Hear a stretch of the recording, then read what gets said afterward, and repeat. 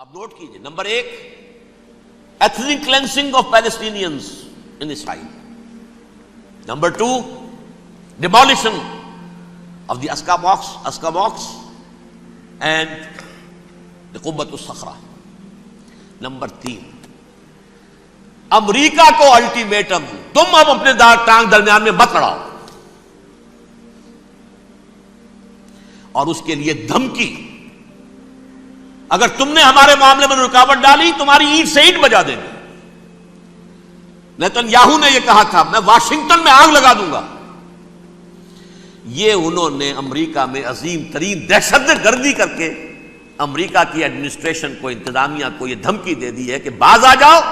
چنانچہ میں یہ بات کہہ کے پرسوں جمعے میں اپنی مسجد دارالسلام سے نکلا، شام کو، اسی شام کو میں نے ایریل شیرون کی تقریر سن لی ٹی وی پر.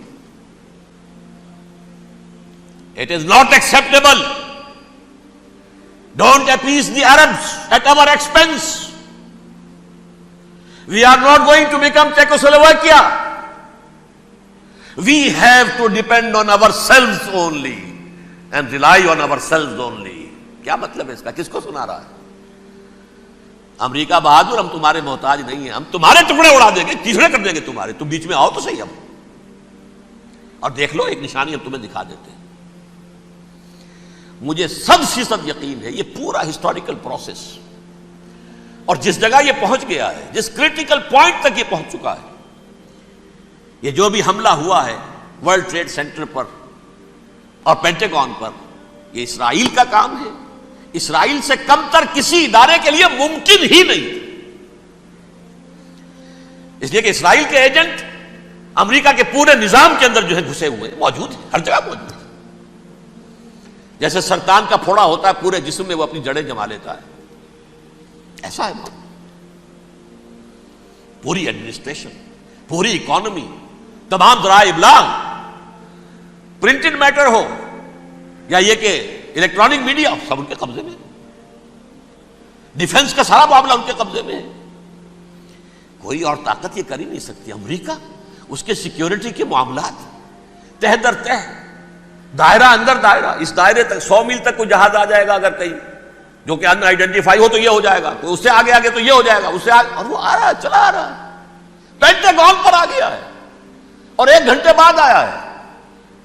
پہلی سٹرائک جو ہوئی ہے ورلڈ ٹریڈ سینٹر، اس کے 1 گھنٹے کے بعد پینٹاگون پر آ گیا. پینٹاگون وہ تو یوں سمجھیے ان کی مملکت کا حساس ترین دفاع کا مرکز، اور اس کا 1/3 حصہ جلا کے راکھ کر دیا انہوں نے. یہ دھمکی دی ہے، لیکن اس سے ان کے پیش نظر مقاصد کیا تھے؟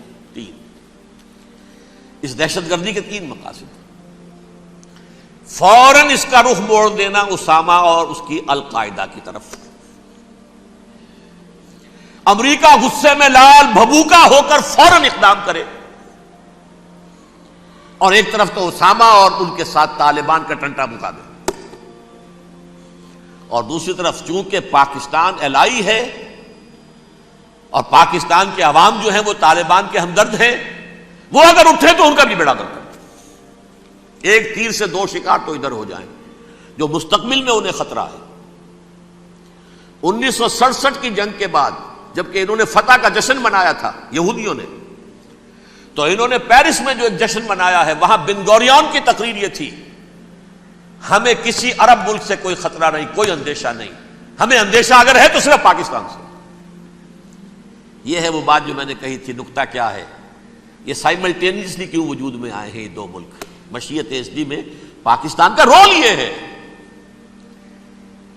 حدیث میں آتا ہے ما انزل اللہ من دائن الا انزل له دوان، اللہ نے کوئی بیماری ایسی نہیں اتاری اس کا کہ توڑ اور دوا پیدا نہ کی.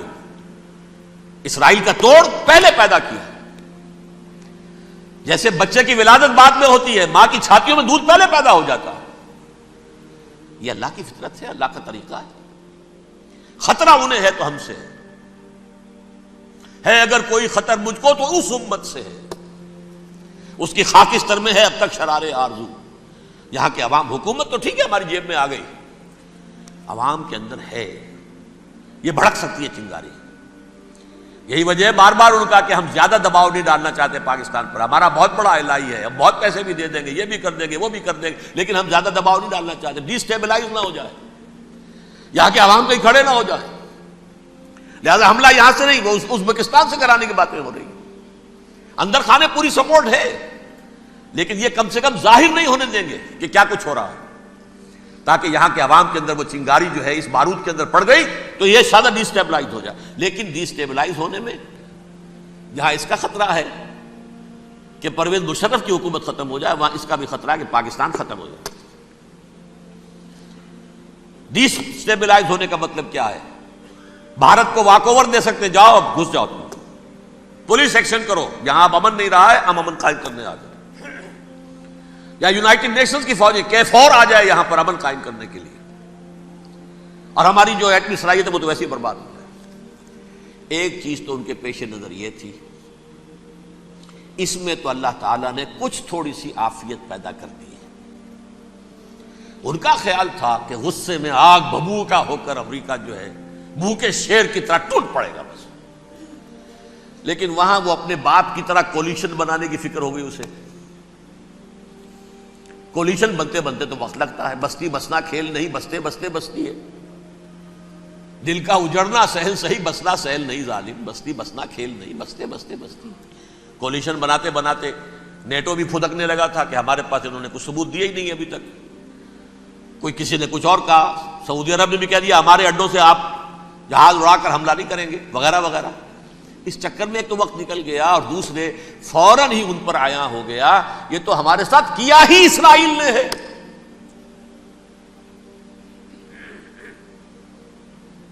لیکن یہ بات لیک نہیں کرنا چاہتے. میں نے خود سنا اور بھی بہت لوگوں سے کہا کہ یہ باقاعدہ اسٹیٹ ڈپارٹمنٹ کی طرف سے ٹی وی پر, CNN پر, BBC پر یہ اعلان آیا کہ یہ جو انویسٹیگیشنز ہو رہی ہیں اس حادثے کی تحقیقات کی, اس کی معلومات لیک کیوں ہو رہی ہیں, لیک نہیں ہونی چاہیے. کیوں؟ اسامہ کے خلاف اگر کوئی ثبوت ہے لیک ہو جائے 1000 مرتبہ, کسی کو کوئی نقصان ہے؟ یہ کون سا تھا, کون سا لیکیج ہے جسے روکنا مقصود ہے؟ وہ تو ہمارا متمنا ہے, ہمارا بیٹا ہے, وہ کر رہا ہے. اس گھر کو آگ لگ گئی گھر کے چراغ سے, but they have given a message to the United States of America,